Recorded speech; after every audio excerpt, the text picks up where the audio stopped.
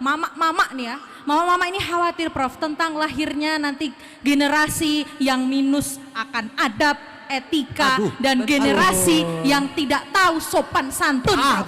Bagaimana itu Prof? Tabrak, Prof. Tabrak! Membiarkan emak-emak dan ibu-ibu untuk melahirkan anak-anak yang tidak berakhlak itu adalah satu dosa besar kepada bangsa ini. Bangsa ini akan hancur manakala generasi mendatang itu tidak punya etika dan tidak punya akhlak. Tabrak!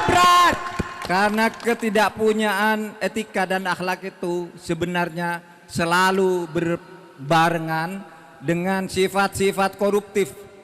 Siapapun orang yang tidak punya etika, akhlak dan moral, pasti di belakangnya ada tindakan-tindakan korupsi yang dilakukan dalam berbagai bentuknya. Kemarin yang bilang dosa besar bagi ibu yang melahirkan anak tak berakhlak karena berbarengan dengan sifat koruptif, itu maksudnya gimana sih Prof? Iya, ramai di medsos. Saya melanda ngikuti. Tapi begini, itu betul ya. Itu konteksnya. Ada yang tanya dalam pertemuan seperti ini, Pak, gimana Pak kalau ibu melahirkan anak tidak berakhlak? Nah, saya bilang ya dosa kita kalau membiarkan ibu itu melahirkan anak tidak berakhlak. Kita yang dosa, bukan ibunya yang dosa. Oleh sebab itu saya katakan ibu-ibu itu harus diberi pekerjaan yang layak. Jangan sampai kerja pagi sampai sore, upahnya tidak layak, tidak dilindungi oleh negara. Sehingga anaknya sesudah dilahirkan dibiarkan, tidak dididik.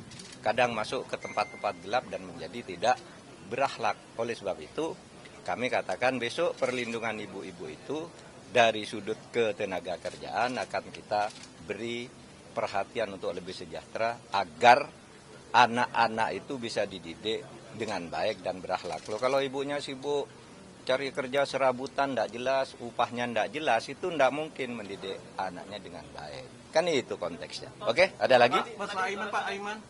Aiman masalah kasus periksa di Polda Metro Jaya, Pak Aiman. Masalah Aiman. Pak Aiman?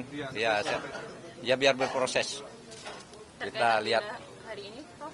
Hah? Terkait agenda hari ini silaturahmi dengan siapa saja? Agenda hari ini ya silaturahmi dengan tokoh masyarakat, tokoh adat, tokoh ormas dan orang-orang yang punya punya kepedulian terhadap kebangunan dan pembangunan bangsa dan negara kita di masa depan. Pak, tadi gimana rasanya konvoy? Naik. Wah, enak ternyata. Naik itu ya bentor ya. Asik, ribuan orang ada di belakang, saya di depan, dan saya ngelihat gambarnya tadi bagus sekali, menarik.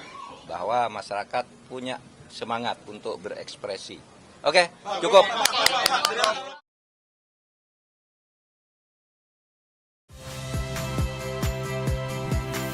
Saya Viliria Bella. Saksikan program-program Kompas TV melalui siaran digital, pay TV, dan media streaming lainnya. Kompas TV, independen, terpercaya.